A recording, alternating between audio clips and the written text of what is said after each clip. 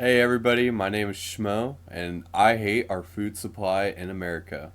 Now, if this video goes well, I might make it into a series. If not, it's fine. Alright, well, I wanted to get into the history first.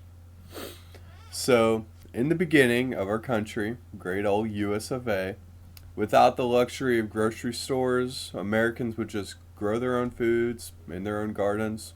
Totally fine.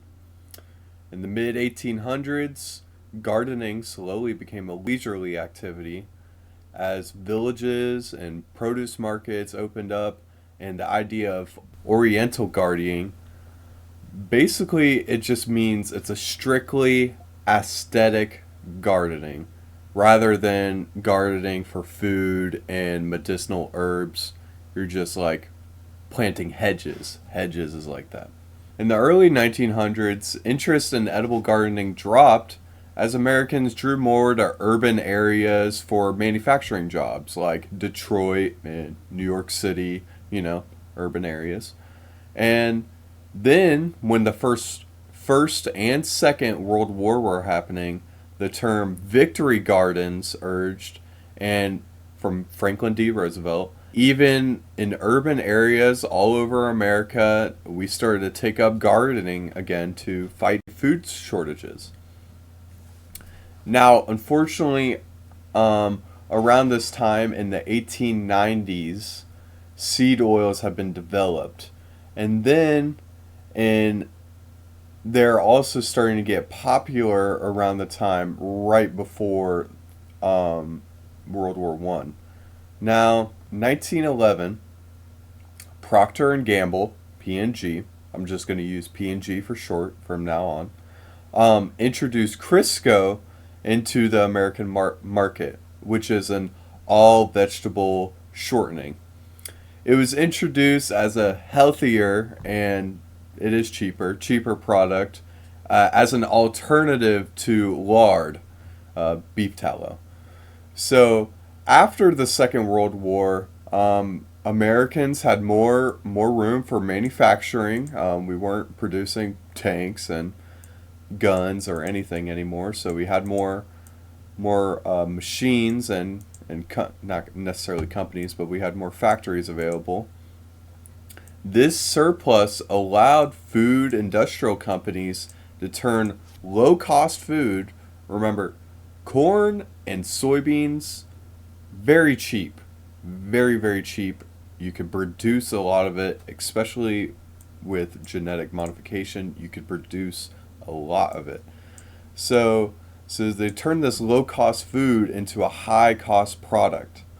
Now, in order to be successful in doing this, like to actually sell the product that they have, they lobbied to link saturated fats, which are animal fats like butter and beef tallow, saturated fats.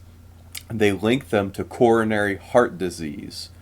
Now, that link right there opened the door for unsaturated fats, which are seed oils, unsaturated fats, and they advertise their product as a healthy alternative to saturated fats.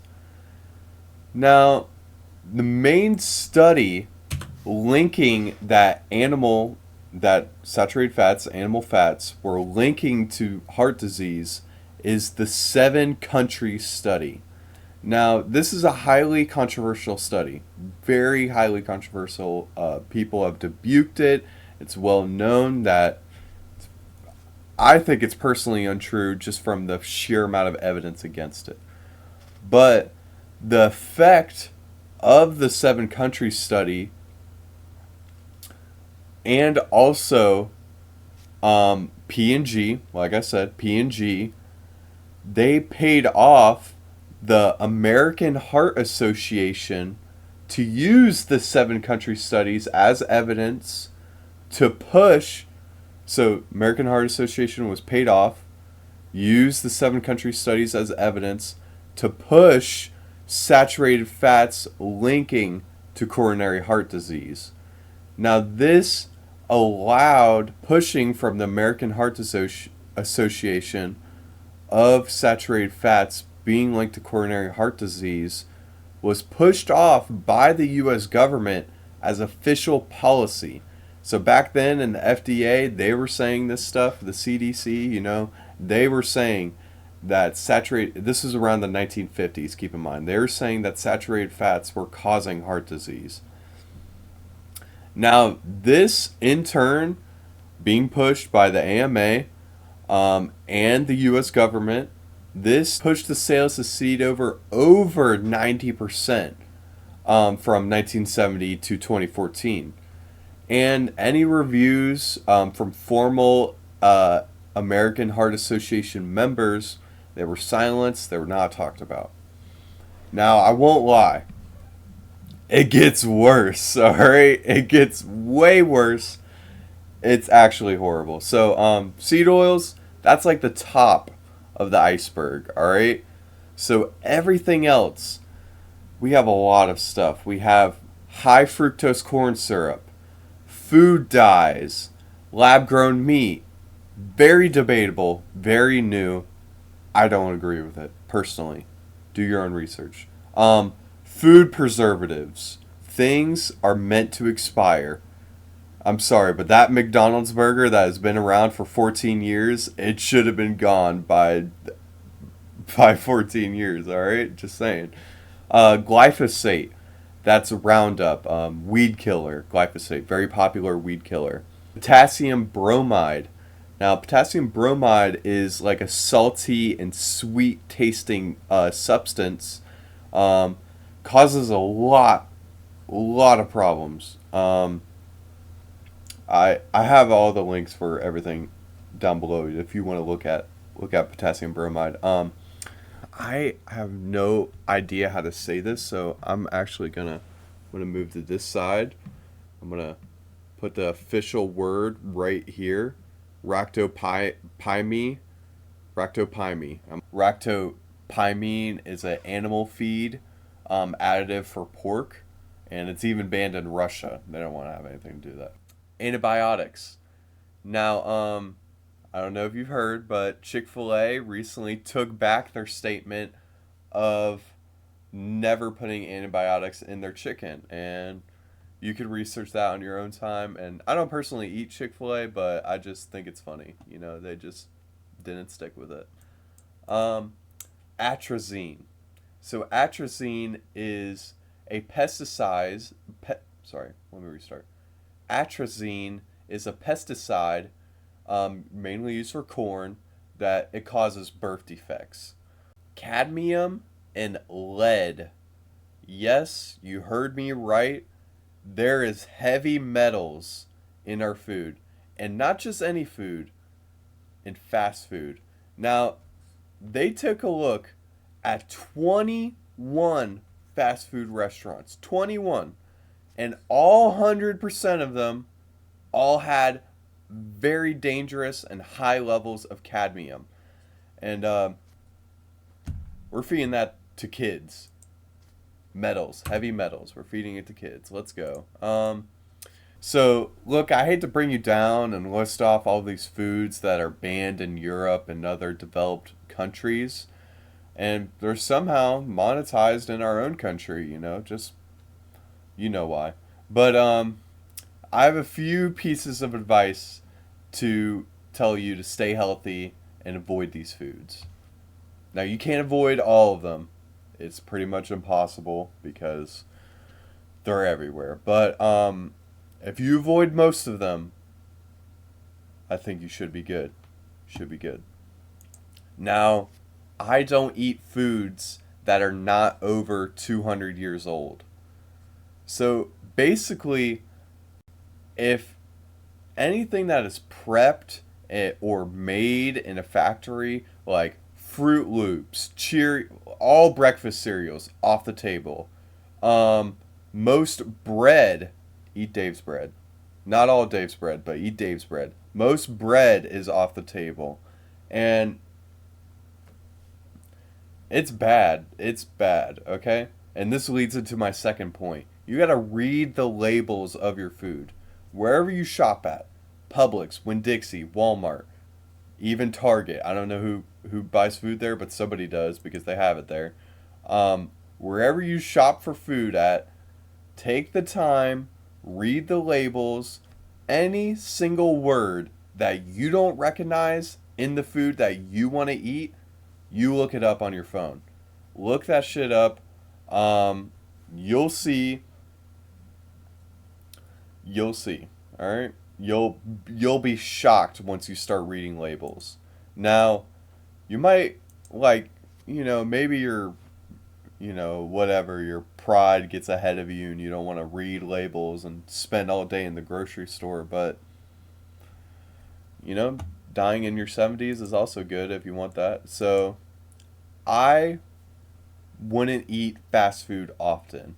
Now, yes, I delve into the temptations of some wonderful Wendy's 4 for 4s, and sometimes I legitimately do. I'll eat a fast food. Now, I would not even eat this more than once a month. And that is fucking pushing it. I won't even lie. That's really, really pushing it. Now, especially since I was talking about the high levels of metal in the food. And they last really long in your system, in your body. So, please do your own research. Yeah, it's bad. Here's another point. If it's banned in Europe, it should be banned in your stomach. Okay? Now Europe has pretty much banned all of those specific ingredients that I've listed. And honestly, there's thousands more that are being made every day to try to get you to be addicted and to eat more of their food and to pay into things. And that should be illegal, but it's not, so let's go. Alright, this is my last piece of advice here. Eat safe oils. Now, safe oils are beef tallow, ghee, avocado oil, olive oil, and grapeseed oil. I mean, grapeseed oil isn't as safe as the other ones, but especially if you like fried food and you don't necessarily like people like frying food in vegetable oil because it doesn't necessarily taste like anything. The oil itself, I mean, because avocado oil and olive oil have like a taste to them. You know what I mean?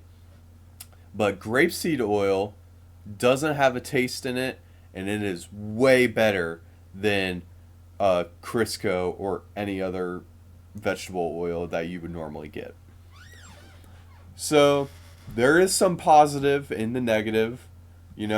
Americans are slowly realizing that our food supply has been lobbied, tainted, and sold just to keep you unhealthy, And lots of people are shifting back to traditional roots of growing their own food. In 2024, it's estimated that 2 out of every 5 people grow their own edible food. Maybe not all of their food, but grow their own. And that will be a million times better than anything you buy from a fast food chain or some cereal like Kellogg's. If you buy something from Kellogg's, God forbid. Now, and I won't lie, Bill Gates is starting to mess with the seeds now, genetically modifying seeds, which really makes me mad because you can't even grow your own food without genetic modification. But here's the thing. I will make another video on Bill Gates, so watch out for that.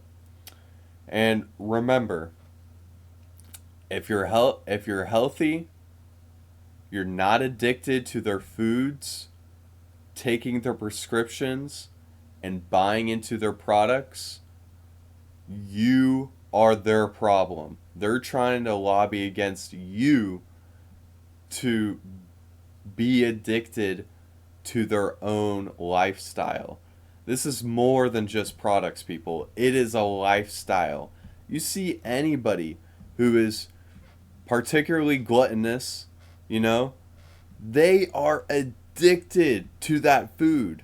They can't stop eating it. And I don't blame them. You know, Doritos are the highest offender for most addicting foods out of pretty much every single available thing on the market. So please, please don't eat Doritos.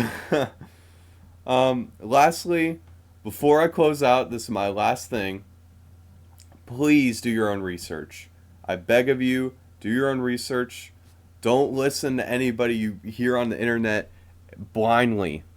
Okay, my camera keeps on fucking up. Don't listen to anybody on the internet blindly. Okay, even me. You know, do your own research, everything yourself. And all my references, they'll be down below. If you want to check them out, read the references, go through them yourself, you're my kind of guy, all right? This video is made for you, okay? So have a good day.